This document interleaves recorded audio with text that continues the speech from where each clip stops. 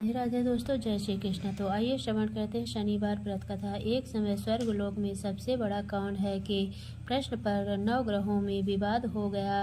विवाद इतना बढ़ गया, परस्पर भयंकर युद्ध की स्थिति बन गई। निर्णय के लिए सभी देवता देवराज इंद्र के पास पहुँचे और बोले, हे देवराज इंद्र, आपको निर्णय करना होगा कि हम में से सबसे बड़ा कौन है। देवताओं का प्रश्न सुनकर देवराज इंद्र उलझन में पड़ गए।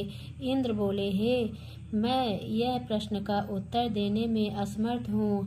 हम सभी पृथ्वीवासी उज्जैनी नगरी में राजा विक्रमादित्य के पास चलते हैं। देवराज इंद्र सहित सभी ग्रह देवता उज्जैनी नगरी पहुँचे। महल में पहुंचकर जब देवताओं ने उनसे अपना प्रश्न पूछा तो राजा विक्रमादित्य भी कुछ देर के लिए परेशान हो उठे, क्योंकि सभी देवता अपनी अपनी शक्तियों के कारण महान थे। किसी को भी छोटा बड़ा कह देने से उनके क्रोध के प्रकोप से भयंकर हानि पहुंच सकती थी। अचानक राजा विक्रमादित्य को एक उपाय सूझा और उन्होंने विभिन्न धातुओं स्वर्ण, रजत, चांदी, कांसा, ताम्र, तांबा, शीशा, रांगा, जस्ता, अभ्रक व लोहे के 9 आसन बनाए। धातुओं के गुणों के अनुसार सभी आसनों को एक दूसरे के पीछे रखवाकर उन्होंने देवताओं को अपने अपने सिंहासन पर बैठने को कहा।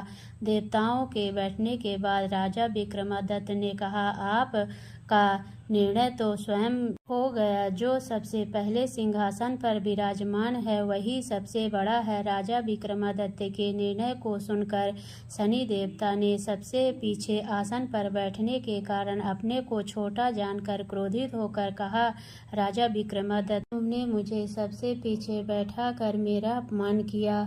तू मेरी शक्तियों को से परिचित नहीं है, मैं तुम्हारा सर्वनाश कर दूंगा।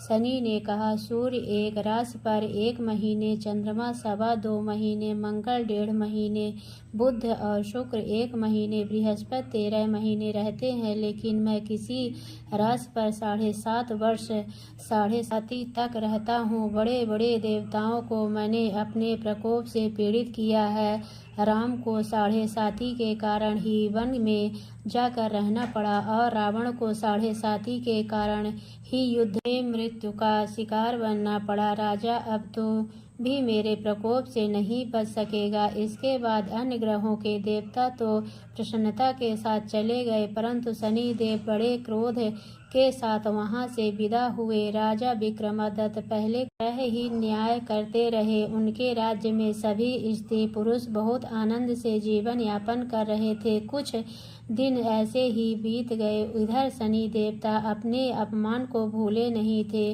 विक्रमादित्य से बदला लेने के लिए एक दिन शनि देव ने घोड़े के व्यापारी का रूप धारण किया और बहुत से घोड़े के साथ उज्जैनी नगरी पहुँचे। राजा विक्रमादित्य ने राज्य में किसी घोड़े के व्यापारी के आने का समाचार सुना तो अश्रुपाल को कुछ घोड़े खरीदने के लिए भेजा।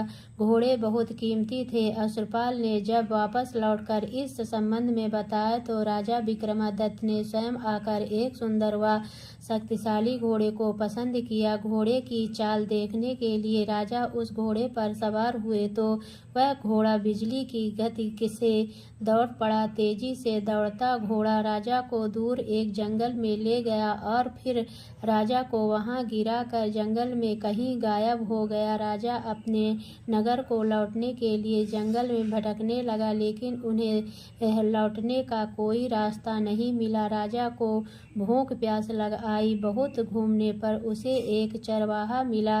राजा ने उससे पानी मांगी। पानी पीकर राजा ने उस चरवाहे को अपनी अंगूठी दे दी। फिर से रास्ता पूछकर वहां जंगल से निकलकर पास के नगर में पहुंचा। राजा ने उस सेठ की दुकान पर बैठकर कुछ देर आराम किया। उस सेठ ने राजा को बातचीत की तो राजा ने उसे बताया कि मैं उज्जैनी नगरी से आया हूँ। राजा के कुछ देर दुकान पर बैठने से सेठ जी की बहुत बिक्री हुई। सेठ ने राजा को बहुत भाग्यवान समझा और खुश होकर उसे अपने घर भोजन के लिए ले गया। सेठ के घर से में सोने का एक हार खूंटी पर लटका हुआ था। राजा को उस कमरे में छोड़कर सेठ कुछ देर के लिए बाहर गया। तभी एक आश्चर्यजनक घटना घटी। राजा के देखते देखते सोने के उस हार को खूंटी ने निगल लिया। सेठ ने कमरे में लौटकर हार को गायब देखा तो चोरी का संदेह राजा पर ही किया, क्योंकि उस कमरे में राजा के अलावा कोई नहीं था। सेठ ने अपने नौकरों से कहा कि इस परदेसी को रस्सियों से बांधकर नगर के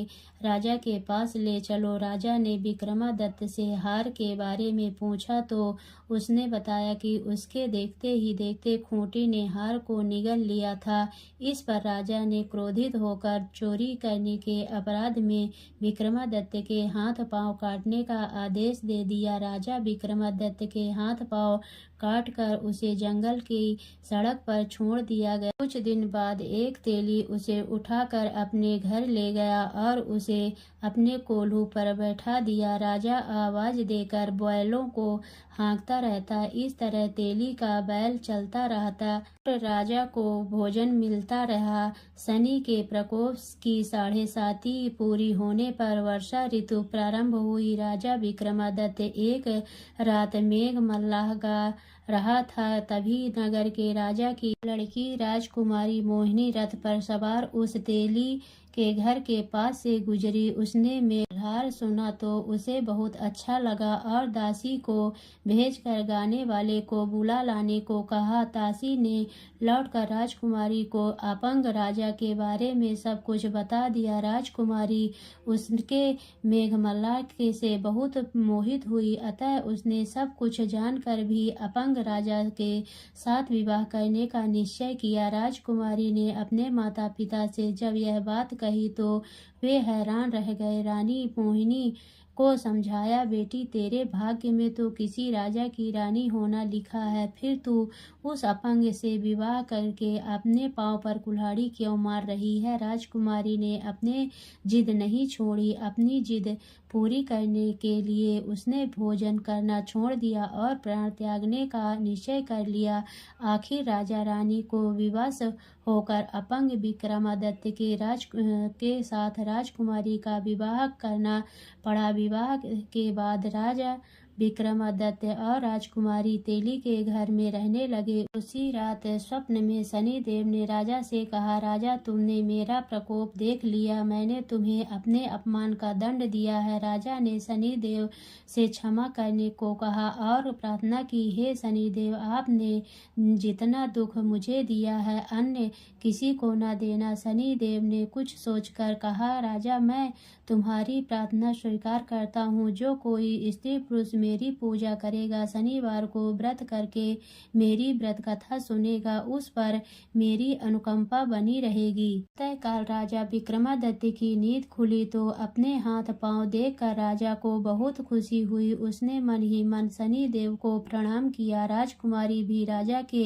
हाथ पांव सही सलामत देखकर आश्चर्य में डूब गई। तब राजा विक्रमादित्य ने अपना परिचय देते हुए शनिदेव के प्रकोप की सारी कहानी सुनाई। सेठ को जब इस बात का पता चला तो दौड़ते हुए तेली के घर पहुंचा और राजा के चरणों में गिरकर क्षमा मांगने लगा। राजा ने उसे क्षमा कर दिया, क्योंकि यह सब तो शनिदेव के प्रकोप के कारण हुआ था। सेठ राजा को अपने घर ले गया और उसे भोजन कराया। भोजन कराते समय वहां एक आश्चर्यजनक घटना घटी। सबके देखते देखते उस खूंटी ने हार उगल दिए। सेठ जी ने अपनी बेटी का विवाह भी राजा के साथ कर दिया और बहुत से स्वर्ण आभूषण धन आदि देकर राजा को विदा किया। राजा विक्रमादित्य राजकुमारी मोहिनी और सेठ की बेटी के साथ उज्जैनी पहुँचे तो नगरवासियों ने हर्ष से उनका स्वागत किया। अगले दिन राजा विक्रमादित्य ने पूरे राज्य में घोषणा कराई कि शनिदेव सब देवों में सर्वश्रेष्ठ हैं। प्रत्येक स्त्री पुरुष शनिवार को उनका व्रत करे और व्रत कथा अवश्य सुने। राजा विक्रमादित्य की घोषणा से शनिदेव बहुत प्रसन्न हुए। शनिवार का व्रत करने और व्रत कथा सुनने के कारण सभी लोगों की मनोकामनाएं शनिदेव की अनुकंपा से पूरी होने लगी। सभी लोग आनंद पूर्वक रहने लगे। शनिदेव जैसे आपने विक्रमादित्य पर कृपा की वैसे सब पर करना। तो बोलिए शनिदेव भगवान की जय।